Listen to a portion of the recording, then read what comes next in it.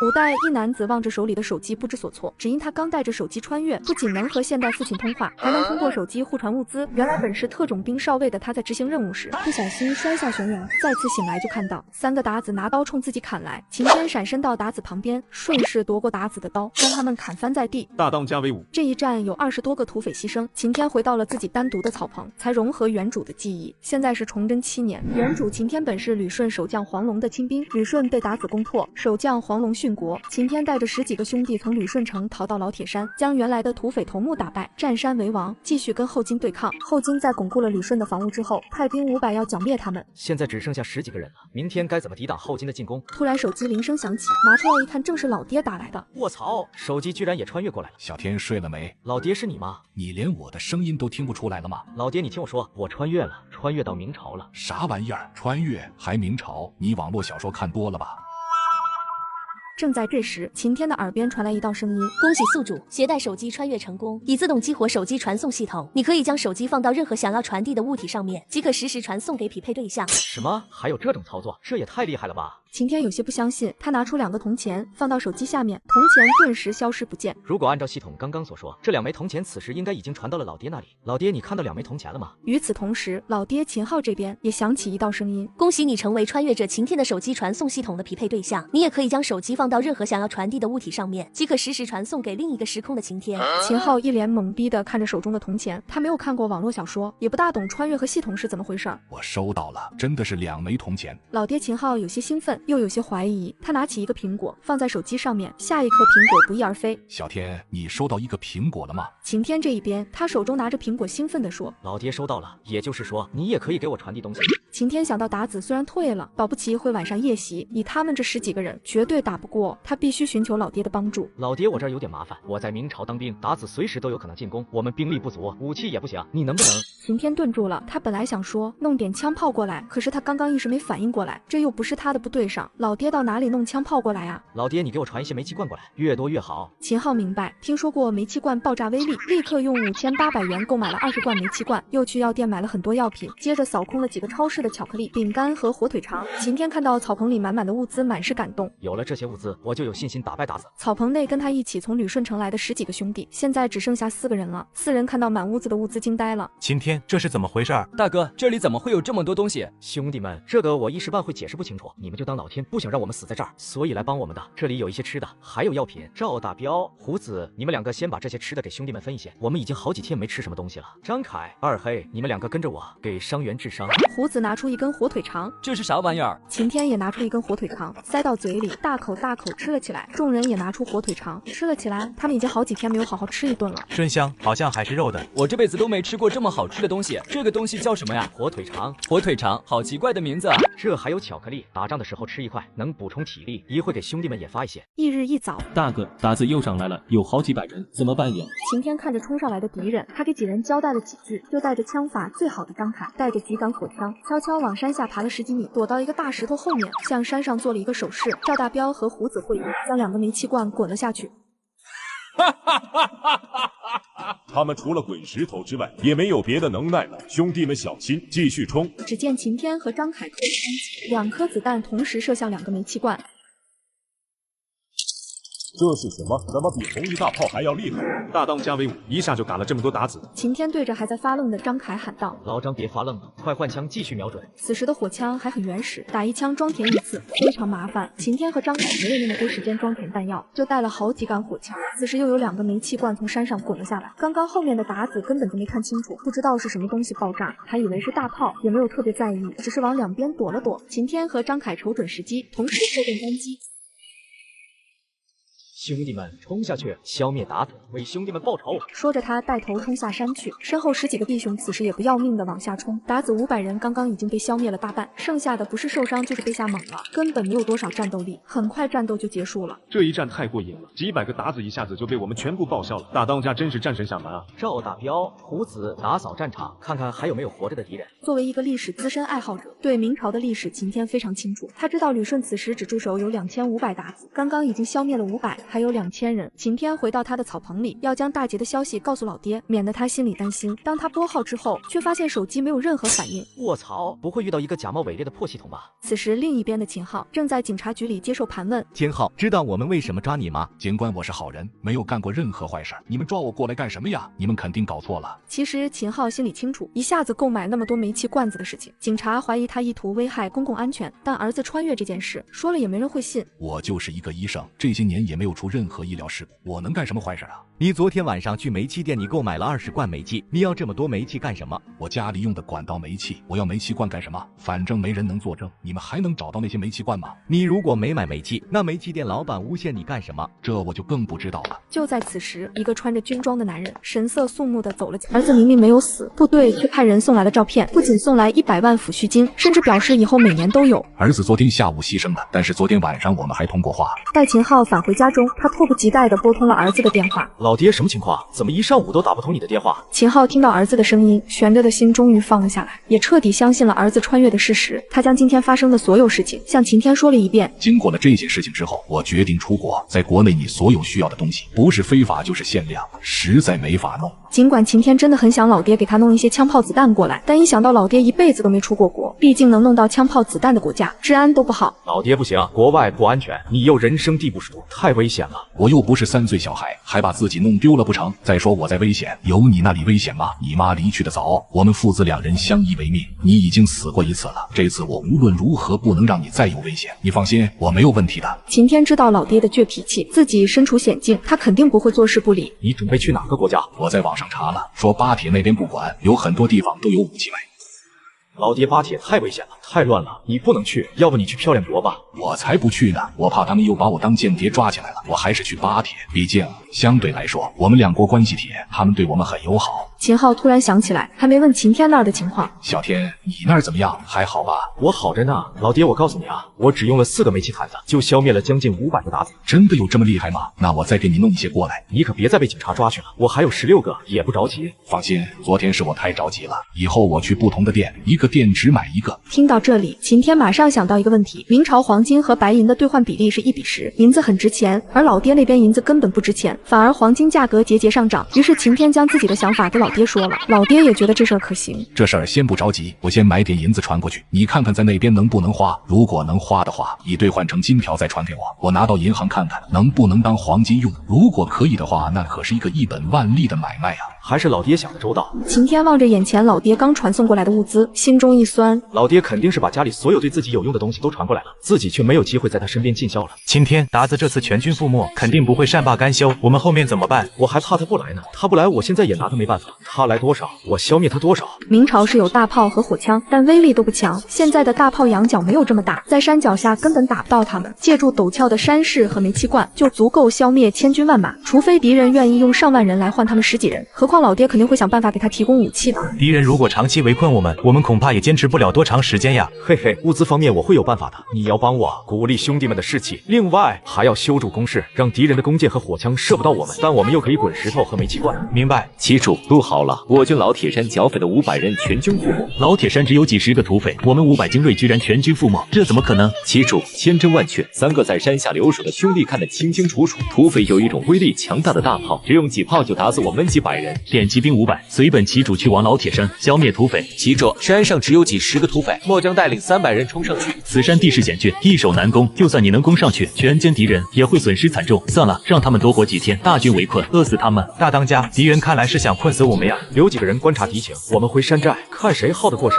半个月过去了，山下的鞑子却惊奇地发现，山上每天依然人影晃动，时不时传来唱歌的声音。岳托百思不得其解，但也不想白白浪费兵力去对付这10几条小鱼，就收兵回到旅顺城。晴天易容去旅顺城侦查了，发现旅顺城内加强了防守。晴天，旅顺城我们很难进去，就算进去了，能杀死一些鞑子，也很难跑出来。我们的人还是太少了，明天你带几个兄弟下山，去周边的几个村子一趟，看能不能招募些当兵的。募兵，晴天，你的物资也不是无限的吧？再说我们现在是土匪，不是明军，没人发军饷，而且老百姓只要有一条活路，有谁愿意当土匪呀？不去做怎么知道呢？从现在开始，每个月1两银子的饷银，吃的管饱，饷银以后还会增加。山上的兄弟们每个月2两，马上就发。你们4个，我的就是你们的。张凯吃惊地看着他，看他不像开玩笑的样子。你打算招募多少？也不知道老爹能不能弄到枪炮，能弄多少？没有武器，招再多的兵也没什么用。先招200人吧，要招那些身强体壮、对达子非常仇恨的、胆子大的。明白。当天山上的10几个兄弟，每个人都领到了2两银子，个个眉开眼笑，对秦天感恩戴德。要知道，在现在这个兵荒马乱的年代，每个月2两银子，那可是一笔不小的收入。第二天，张凯和赵大彪带了几个兄弟下山去募兵，秦天则带着其余的兄弟建造草棚。令张凯没想到的是，募兵居然非常顺利。当天下午，他们就带着200个人到了山寨。卧槽，这也太效率了吧！其实达子对其烧杀抢掠，村民对其的恨之入骨，也是招募顺利的主要原因。老爹秦昊这一边也按照秦天的要求，传送了源源不断的物资，之后拿着秦天传过来的少量金条到银行也检验合格。之后老爹就坐飞机前往了巴铁，以每天500元的价格雇佣了一位当地向导。我想要买一些武器，你知道在哪里买吗？他本来以为卡里姆会很惊讶的，没想到对方根本不在意。很多人来这里都会购买武器，我知道好几个地方，不过据我所知，你们国内是不允许持枪的。秦昊当然不能告诉他的目的。我喜欢武器，我还要在这里待很长时间。那你要什么武器？秦昊不想一下子就把他吓着了，他也不知道这些武器要多少钱，他现在的钱能买多少？我想买2门迫击炮、10支冲锋枪，还有5件防弹衣和钢盔。全城2000士兵，一夜之间却死了4000个男人，而凶手却只是100个村民。立刻派人挨家挨户搜，把后金达子所有的男人都给我灭了。秦天本不是如此嗜杀，但熟知历史的他知道这一段惨绝人寰的历史。清军入关，屠戮汉人5000万余人。大哥，旅顺城5万汉民被达子杀了3万。秦天望着胡子手里的冲锋枪，还好有老爹送来的武器。原来就在昨天，秦天望着眼前老爹从未来送来的武器。卧槽，老爹这也太快了吧！秦天站在士兵面前，打开冲锋枪的保险，扣动扳机，瞬间一棵大树被拦腰斩断。这是什么枪？居然还可以连续射击，射程还这么远？这也太厉害了吧！有了这个武器，达子来多少就可以杀多少，简直太爽了！秦天没有理会众人，将迫击炮固定到地上，调整好迫击炮的角度。没想到这么小小的炮管，居然比几吨重的红衣大炮威力都要强。这一发炮弹炸过去，恐怕可以把城门炸飞吧？那我们是不是就可以进攻旅顺城了？我们第一批先进武器已经到位，刚刚发射的叫迫击炮，射程可达10里，2炮就可以轰掉旅顺城门。我们现在有2门这样的迫击炮，射程10里，2炮可以轰掉旅顺城门。这个叫冲锋枪，可以连续发射，威力大家也看到了。我们现在有10支冲锋枪。大哥，攻打旅顺城，为兄弟们报仇。好，明天一早我们攻打旅顺城。胡子为特战队队长，领15人组成特战队。二黑，你为炮兵队队长，领10人组成炮兵队。然后他亲自教导每一个特战队员和炮兵队员。第二天，秦天留下20个人守在山寨。老铁山距旅顺城只有30多里的路程。秦天组建了侦察班。此时，侦察班班长韩小二回来报告：报告将军，达子500骑兵已经出了旅顺城，正向我们冲了过来。此处周边地势平坦开阔，500骑兵冲锋过来，必然势不可挡。虽然有10把冲锋枪，但冲锋枪适合近战，射程并不远。秦天看到不远处的一片小树林，兄弟们，快跑不到前面的小树林！很快，所有人进入了小树林。兄弟们，我们先把敌人放过来，等我的命令再开枪。他又叫来几个士兵，你们到前面30步远的地方，一看到达子过来，立即往树林里面跑，把达子吸引过来，明白吗？明白。没过多久，后金的骑兵就冲了过来，前面的10几个士兵立即撒腿就往树林里跑。就这些胆小鬼，还值得我们大军出动？前方树林有埋伏，不适合骑兵冲锋，慢慢围上去。达子骑兵放慢脚步，朝小树林围了过来。达子越来越近，就在此时，10支冲锋枪几乎同时开火，瞬间将最前方的达子全部消灭。后面的达子统领听到枪响，立刻大喊：“给我冲过去，消灭他们！”特战队躲在大树后，10把冲锋枪不断喷射着子弹，收割着一条条达子的性命。很快，500骑兵已经被消灭大半。达子统领见势不妙，大吼一声：“给我撤，快撤！兄弟们，骑上战马给我追！”很快撤退的达子已经冲进了旅顺城。关城门，快关城门！土匪冲进来了！二黑架迫击炮，给我把城门轰开！二黑指挥炮兵队架起迫击炮，2发炮弹正中城门，旅顺城门被炸开。此时城墙上的箭支和火枪不断地向他们射来，但将士们都在达子弓箭和火枪的射程之外，没有受到任何伤害。但是要冲进城门，必然损失惨重。调整迫击炮，向城墙开炮！兄弟们，给我冲！特战队兵分2路，一路上城墙，一路直接跟我冲到将军府。1连上城墙，2连跟我冲将军府。炮兵队跟着我。秦主，土匪武器先进，他们的火枪可以连续发射，我军惨败，土匪正向旅顺城冲了过来。放屁！老子从来就没有听说有可以连续发射的火枪。你带着500骑兵精锐，被一群土匪打得狼狈逃窜，现在还谎报军情，要你何用？岳托在将军府，听到枪声似乎离将军府越来越近，正在疑惑之间，一个亲兵飞快地跑过来。旗主，土匪一路攻占城墙，另一路骑兵向将军府冲过来了。什么？土匪骑兵攻进了我重兵防守的旅顺城？旗主，是的，千真万确，他们武器先进，战力强悍。快命令所有人死守将军府。二黑，将军府就交给你了，里面应该只剩下几百人了，开20炮，最大限度的炸死人。旗主，敌人的火炮和火枪着实厉害，将军府根本守不住，为今之计只有撤退，以图东山再起。我堂堂败了，镶红旗旗主怎能弃城而逃？旗主，汉人说留得青山在，不愁没柴烧，君子报仇，10年不晚，我们赶快跑吧，不然就来不及了。跟我冲出去，跟那些土匪决一死战。副将对后面的2个亲兵使个眼色，两人将岳托手中的宝剑夺下。得罪了，旗主。大哥，我们打赢了，除了岳托带着100个鞑子逃跑之外，全歼2000鞑子，我们有30人牺牲，40多人重伤。张凯，你带着人迅速占领4个城门，任何人不得进图。赵大彪立刻派人挨家挨户搜，把后金鞑子所有的男人都给我灭了。炮兵队跟着我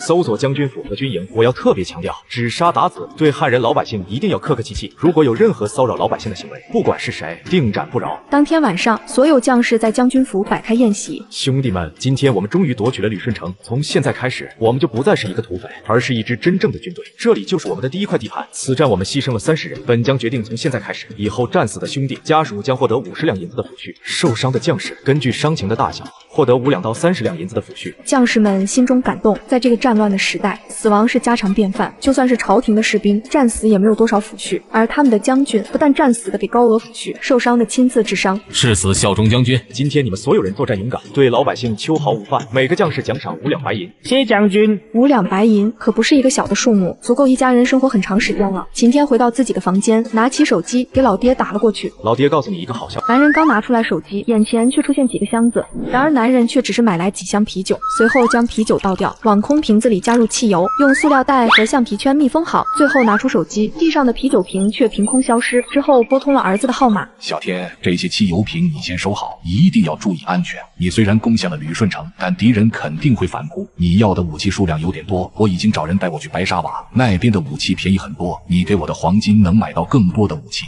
随后秦昊坐着卡里姆的车向白沙瓦赶去。老秦，这是我的堂兄阿迪尔。你好，我叫秦昊，是中国人。听说老秦你要买一些武器，我也是给朋友帮忙，以后可能还需要不少。武器好说，但是我能问问你那朋友是做什么的吗？要这么多武器干什么？这个可以不说吗？我需要确认的是，武器最终会不会流向你们国家，或者反对我们？这一点你可以完全放心，绝对不会。你也知道，在我们国家，别说这么多武器，就算是一颗子弹也带不回去呀。在这里，我除了卡里姆之外，谁也不认识呀。既然你不方便说，我也不问。但是我需要强调的是，如果这些东西用来反对你们或者我们，就会给我带来非常大的麻烦。如果那样的话，我丑话说在前面，就别怪我翻脸无情。不管你跑到世界的哪一个角落，你都会死得很惨。我发誓绝对不会造成任何影响。晴天这一边，旅顺人口本来就不多，被鞑子占领后，城内原本的5万多人只剩了2万多。在晴天攻占旅顺后，只消灭鞑子，对汉人百姓秋毫无犯，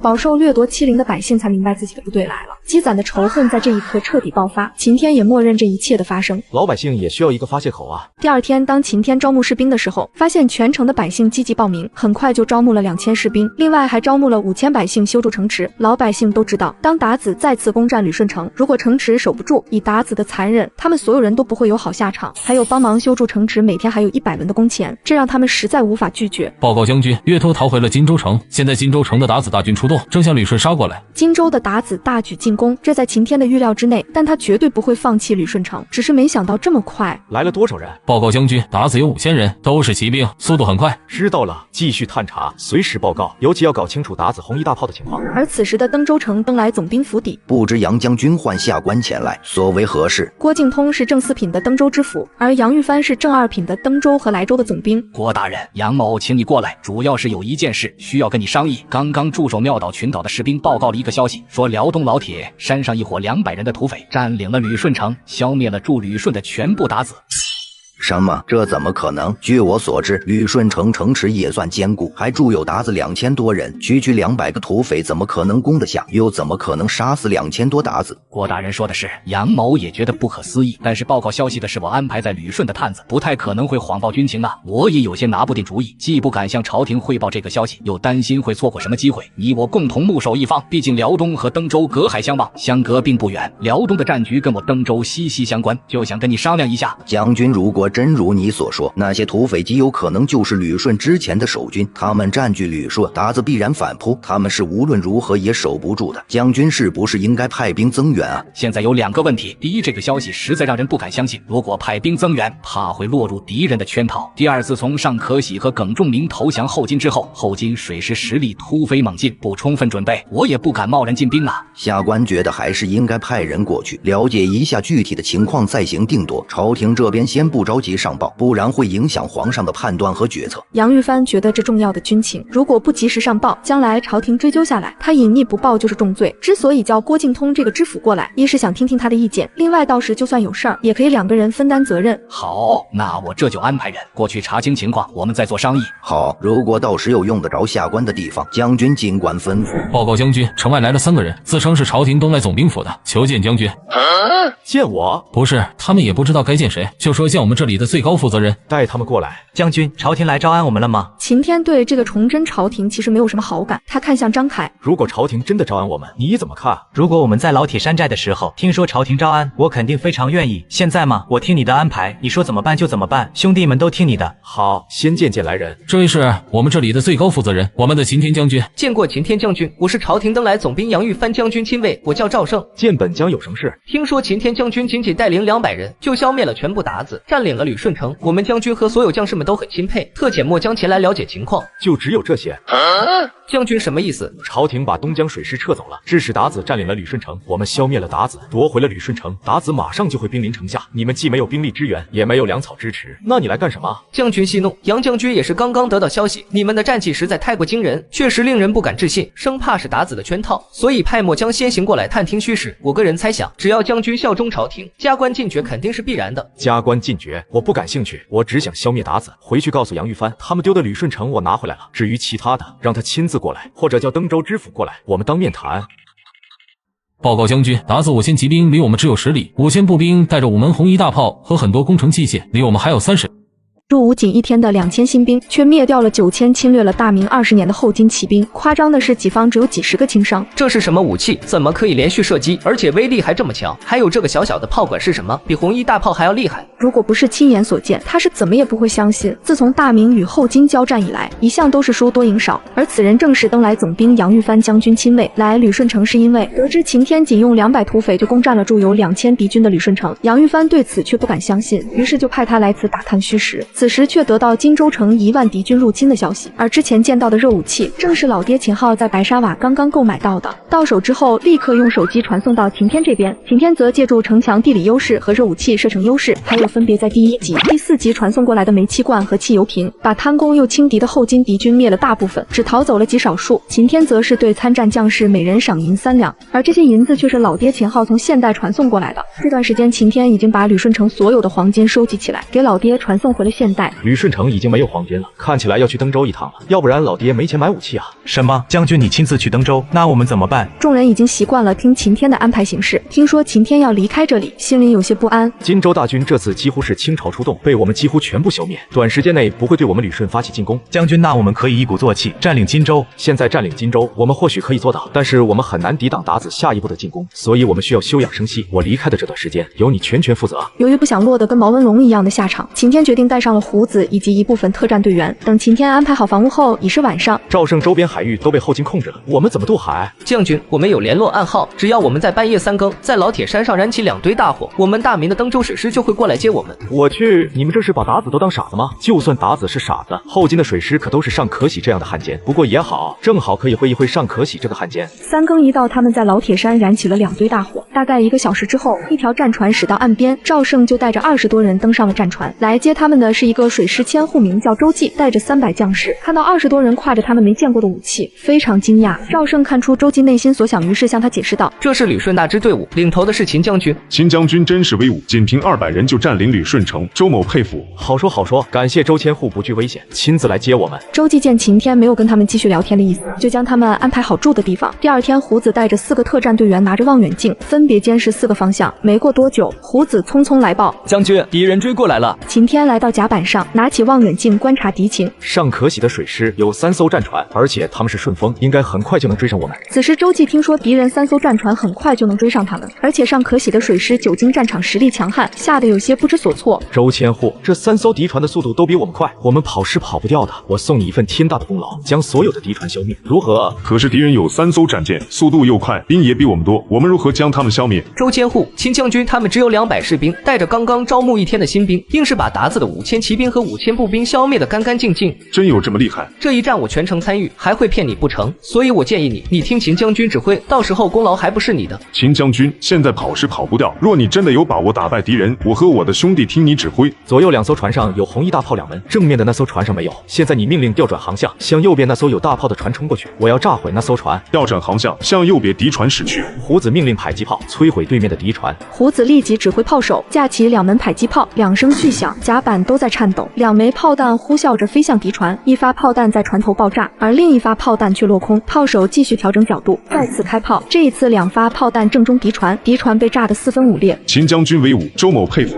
再调转航向，向左边敌船开过去，但速度不要太快。秦将军，如果我们太慢，就很快陷入2艘敌船的包围，对我们大大不利啊！我们将军的目的是要俘虏那艘没有大炮的敌船，如果他们不包围过来，我们肯定就追不上呀。虽然敌人损失了1条战船，但现在2对1，敌人觉得仍然占据优势，所以2艘敌船很快2面夹击，包抄过来。胡子开炮炸了对面的船，胡子如法炮制地解决第2艘敌船。后面的敌船由于惯性的作用，向前航行了一段距离，很快就对秦天的这艘战船贴了上去。众人也纷纷跳上敌船，将所有的敌人全部消灭，控制了这里的水手。秦将军真是厉害，周某佩服得五体投地。这艘战船归我，周千户没有意见吧？我当然没意见，我一定报告总兵大人，为将军请功。请功就不必了，我只要我自己该得的。说完，他对周围的将士们大声说道：“兄弟们也辛苦了，我给大家每人赏2两银子，3天之后我亲自送到你们军营。跟着后面打个仗就赏赐2两银子，这是真的假的呀？我们已经几个月没有领到饷银了，要是能跟着秦将军，那该多好啊！”当天晚上，秦天抵达登州码头，在他们刚刚缴获的战船上住下。此时船上的水手已经被收服，而此时的登来总兵府。以你这几天的观察，你对这个秦天怎么看？将军，这个秦天非常厉害，不仅消灭了1万多鞑子士兵，而且还把旅顺城鞑子男丁全部灭了。他似乎有足够多的银子，又有很多先进武器，我感觉他不在意朝廷的封赏，也不是一个喜欢受到束缚的人。听你这样一说，这个秦天对鞑子恨之入骨，战力强悍。你现在马上去一趟知府衙门，请郭大人明天一早和本将一起去码头迎接贵客。另外，秦天在登州的这段时间，你就一直跟着他，他有任何需要都可以帮他办。村民排着队送老婆，可男人却是挑3拣4，漂亮的不要，温柔的不要，气质的也不要，而是专选这种长得像男人的老婆。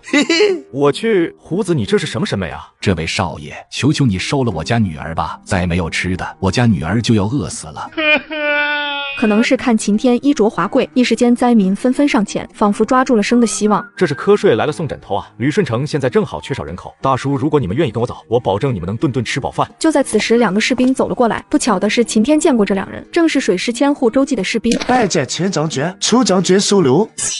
你们可是朝廷的士兵，跟了我就是逃兵。我们的军上不是拖欠就是长官克扣，现在又是连年旱灾，如果不是将军上的2两银子，我们全家都活不下去了。逃兵不逃兵的也无所谓，只要不给将军添麻烦。你们走的前1天，我们就藏在战船里面。那把你们的家人也带上吧，但这件事不要走漏风声。秦将军，你收留那么多灾民，究竟想干什么？难道你想在辽东半岛割据称王吗？郭大人言重了，我本是黄龙将军的亲兵，几千战友惨死在鞑子的枪炮之下，旅顺万千百姓更是惨遭鞑子毒手，没有有生力量，我如何消灭鞑子，又怎能报仇？如果你归顺朝廷，就可以获得朝廷更多的支援，就能更好的消灭鞑子。我和我的兄弟自由散漫惯了，不想被束缚，我更讨厌争权夺利，而且我只想守护辽东半岛。秦将军，你有没有想过，如果得不到朝廷的支持，你独自面对鞑子的大军，你的处境也会非常艰难。可我的战绩你们也看到了，我以200士兵就占领了旅顺城，又消灭了1万多鞑子。如果鞑子要愿意来，我也不介意。以秦将军的战绩，如果上报朝廷，肯定加官进爵，朝廷也必定会重重的封赏。我只不过不想百姓再被鞑子欺负而已，对朝廷的封赏不感兴趣。杨玉帆和郭靖通两人对视一眼，果然是个充满傲气的家伙，想要他归顺朝廷太难了。秦将军既然占领了旅顺城，我登州和辽东半岛隔海相望，唇齿相依，不知道有没有什么地方我们登州可以帮得上忙的。闻言，秦天思索片刻，皱了皱眉头。我们现在占领了旅顺，很快就会占领荆州，可我的兄弟们都是些大老粗，辽东半岛的百姓也不能没人管啊。自古山东人杰地灵，文风昌盛，如果能够选拔一些真心愿意为老百姓谋福利的读书人，我自是非常欢迎。两人心中大喜，如果能够派遣文官去治理，那辽东半岛也还算是大明的土地。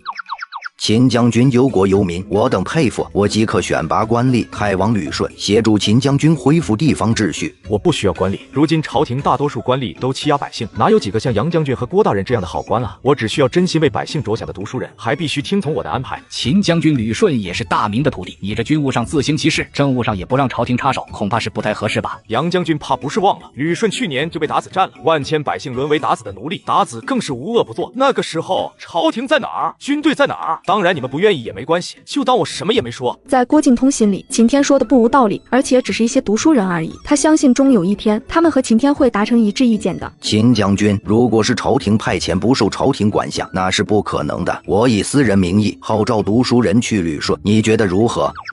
郭大人这个方案不错，秦某多谢了。而此时一名女子走了过来，白色衣裙如仙女下凡一般。秦天微微有些失神，小小拜见杨叔。侄女客气了。小小，这位就是率领200人就占领了旅顺城，消灭1万多鞑子的秦将军。郭小小看向秦天，秦天也早就打量这个宛若天仙的女子，肤如凝脂，白皙如玉，明眸皓齿，一双水汪汪的大眼睛，此时正带着崇拜的神色看着他。没想到这几日父亲提起的大英雄居然这么年轻。小女郭小小拜见秦将军。是在下叨扰了。之后众人寒暄了几句，秦天就离开了，来到登州最大的钱庄。将军大驾光临，比殿蓬荜生辉，不知将军来此有何事？我有一批银子要兑换成金子。闻言，掌柜悬着的心终于放下一半。要知道现在的军队纪律涣散，连自己士兵的军饷都克扣，更何况是他们这些商人，只要不是来打秋风的就好。他赶紧说道：将军如果数量不多，我马上就可以安排，并且不收取任何费用。如果数量很大，不知道将军能不能体谅一下我们的难处？秦天明白，如果数量很大，就需要从其他地方调拨，现在到处兵荒马乱的，金银的运输有很大的风险，也有很大的人力和物力成本。掌柜不用担心，按正常的生意来做就行，我该付多少费用就付多少费用，只要合理就行。我回去清点一下，等会儿就搬过来。好，小人在这里等候将军。待秦天走后，掌柜立刻收起笑容，对下人命令道：马上去查，看看这个将军是什么来头，我要在他回来之前知道答案。小天，我这边银子准备好了，2000两白银，你那边怎么样？老爹，我这边准备好了，我找了一家钱庄，你把白银传给我，我现在就可以去兑换。下一刻，秦天的屋里就出现了2个箱子。就在这段时间，掌柜已经查清楚了秦天的来历。我的个乖乖，那可是总兵大人和知府大人都亲自去码头迎接的人物啊！陈掌柜亲自给秦天兑换了200两黄金。这是第一批，我这几天陆续还有很多白银需要兑换成黄金，总数量可能有几十上百万两。